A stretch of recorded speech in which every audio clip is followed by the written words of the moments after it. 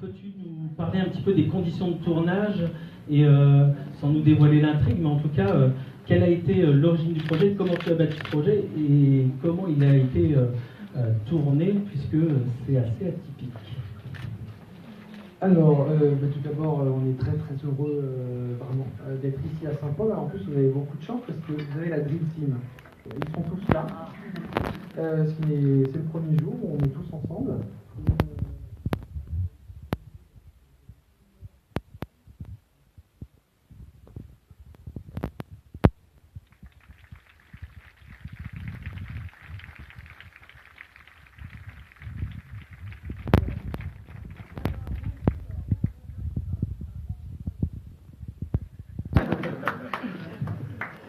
Voilà.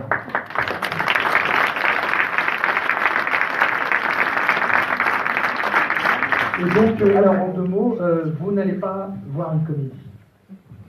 Voilà, je vous dis tout de suite. Nous, on est là, on rigole, on déconne, mais c'est pas l'esprit du film. L'envie du film, c'est d'abord et avant tout de faire un thriller, de rentrer dans une histoire, voilà, une disparition, une traque, comme on a dit dans la bande-annonce. C'est l'envie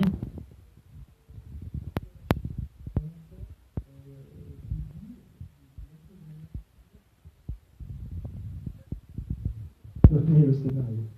Tu dis à Guillaume, voilà, est-ce que tu acceptes de jouer un mec qui ne sait rien parce qu'il est toujours absent, toujours à l'étranger, il ne s'occupe de rien, familialement parlant, et il découvre tout puisqu'il ne sait rien. Est-ce que tu acceptes d'être comme cet homme en étant sans rien, je le remercie d'avoir accepté de faire de cette manière. Et pour qu'il ne devine rien, on s'est dit, il y a une course contre la montre pour ne pas lui laisser le temps de réfléchir à quoi que ce soit. Donc on l'a filmé heure par heure et on a tourné en 6 jours. Donc rien n'est normal dans ce film. Et je remercie Mélanie et Olivier qui sont là d'avoir accepté de jouer avec quelqu'un qui ne sait rien. C'est l'enfer. Et donc ils en parleront mieux que moi. Mais voilà, donc c'est ça l'envie, c'est de revisiter la façon de raconter une histoire. Et l'idée c'était, est-ce que ça sera meilleur en mettant Guillaume dans cet état-là que si on lui avait donné le scénario et qu'on avait fait des répétitions, etc., etc. Et j'avais envie de voir une autre façon de faire.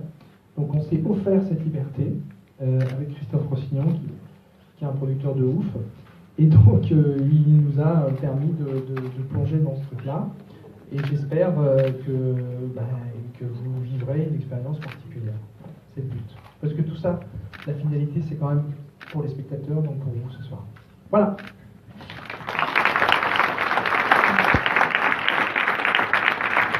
Une nouvelle façon de raconter l'histoire, mais peut-être aussi une nouvelle façon d'interpréter un personnage. Guillaume, vous avez interprété un personnage dont vous ne saviez rien, ou très peu. Je sais plus ton inquiétude dans le regard. Non, juste peut-être nous parler un petit peu des conditions de tournage un peu spéciales, puisque... Je vais vous dire aussi que la Saint-Pauloise est très très bonne ici.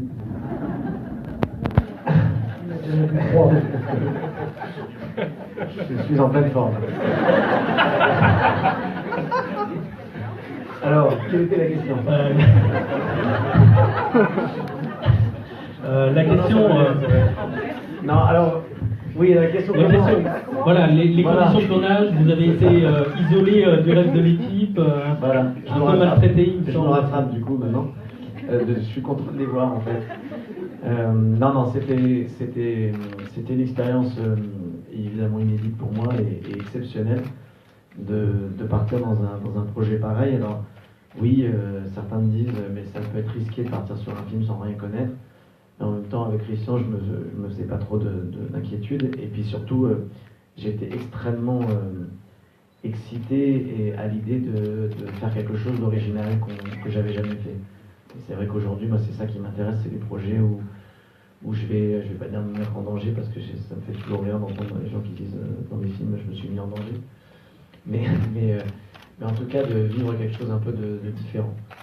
Et donc du coup voilà, effectivement c'était très étrange de découvrir au fur et à mesure improvisé parce que je n'avais pas de dialogue, je n'avais pas de texte. Il a fallu que j'improvise tout. J'avais simplement des informations sur mon personnage, à savoir son nom, son prénom, son âge, comment il a rencontré sa femme, pourquoi il l'a quittée, Mélanie. Mélanie n'est pas ma femme, hein, mais je joue le personnage de ma femme dans le film. Et en fait, j'ai 2 minutes de concentration. Après, c'est comme les enfants, parce que je pars ailleurs. Et donc voilà. Et donc voilà, j'avais ces informations-là qui me permettaient un peu de nourrir les improvisations que j'avais, enfin mes dialogues. Mais voilà, sinon j'ai vécu un truc de dingue. Pendant 6 jours, c'était fou. À la fin des 6 jours, je me suis demandé ce que j'avais vécu. C'était complètement fou et c'est un cadeau merveilleux que m'a fait Christian et les autres acteurs que vous allez voir qui sont formidables et qui m'ont permis, en tout cas, j'avais l'impression que tout le monde m'offrait ce cadeau en fait de vivre cette aventure complètement folle où j'ai vécu dans un rythme haletant, un thriller où j'étais, voilà, c'était formidable. Et je salue d'ailleurs la prestation d'Olivier de Benoît qui faisait sa première scène dans son premier film et qui va d'ailleurs vous parler. Alors justement, je voudrais juste en profiter pour faire mes adieux au cinéma.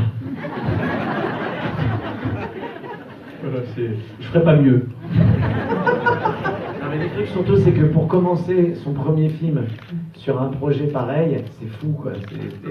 Je pense qu'il est capable de tout faire derrière quoi. Voilà. C'était vraiment ma question en fait à Olivier qui est apparu en télévision dans un téléfilm réalisé par Jacques Malater, si je ne me trompe pas. Jacques Malater qui est passé ici, nous présentait AO et on en a tous un vrai souvenir d'un passionné. Et c'est vrai que ce premier rôle, arrivé au cinéma dans un rôle et un projet atypique, sans trop dévoiler du film, comment ça s'est passé, comment Olivier est arrivé dans le projet, pourquoi lui, et comment vous avez appréhendé ce rôle En fait, comme je le disais tout à l'heure, en fait, le réalisateur Christian cherchait un con, il a pensé à moi.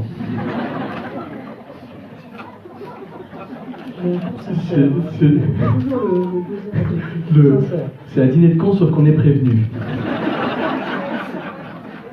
Non, c'est donc effectivement une expérience. Moi, je suis. C'est un cadeau de commencer par jouer avec des acteurs aussi fabuleux, avec Christian Carion que j'adore, dont j'adore le travail. Et c'est vrai que pour une première, j'avais l'impression au début, avant d'aller faire l'Everest avec des tongs, mais au final, j'espère que ça vous plaira. J'ai adoré le film. Alors, j'espère ne pas être le seul ce soir, mais moi j'ai adoré le film parce que c'est une descente, voilà, on est en apnée, on est sous l'eau pendant 1h30 et j'espère que vous verrez la même chose. Et moi je l'ai vécu en jouant et ça a été peut-être une des plus belles expériences que j'ai pu vivre dans ce métier. Donc voilà, je en profite là également pour dire merci à tous ceux qui ont fait ce film.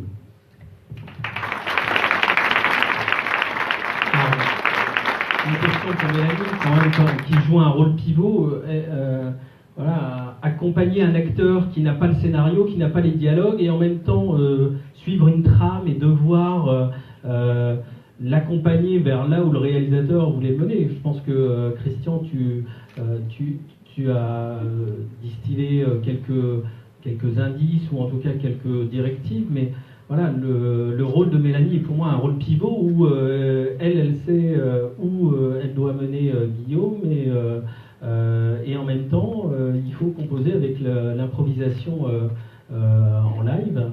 Et quelle expérience en tirez-vous, ou en tout cas, quel est votre ressenti par rapport à ce rôle là aussi très original?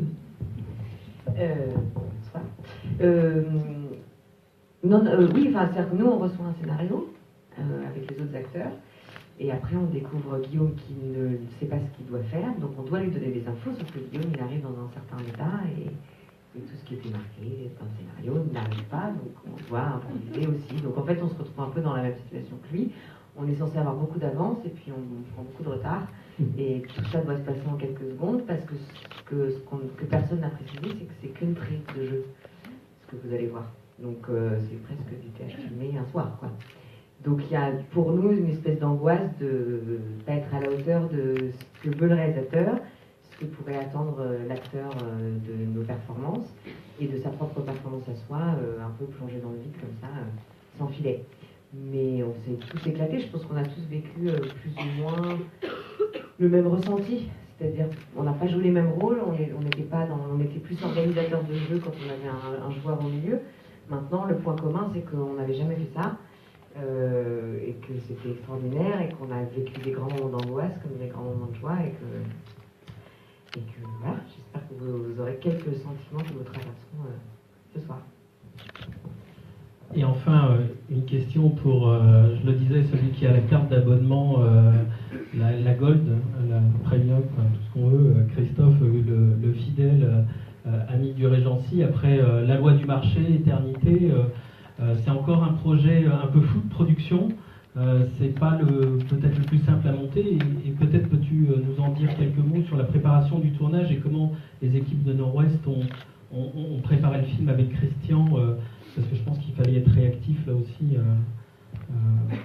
pour la partie prod. D'abord, tout ça a été possible, et je tiens à le dire devant témoin, grâce à l'implication de Guillaume, de Mélanie, et même de Laure ici présente, et de Christian.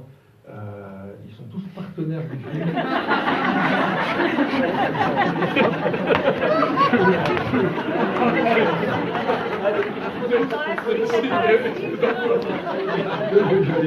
C'est quelqu'un qui a la voiture.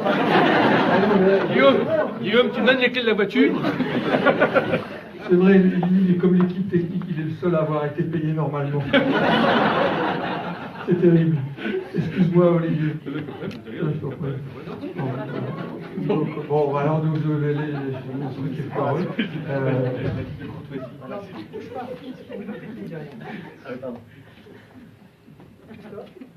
Oui, mais c'est difficile. En plus, on nous fait rire alors qu'après, je vous raconte pas, vous n'allez pas rigoler.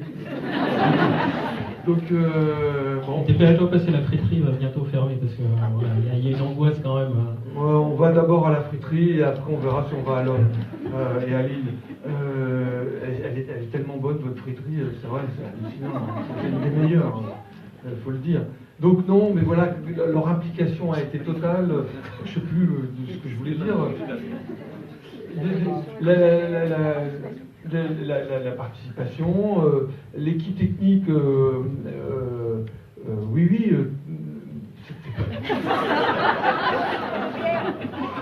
beaucoup trop de Saint-Pauloise aussi.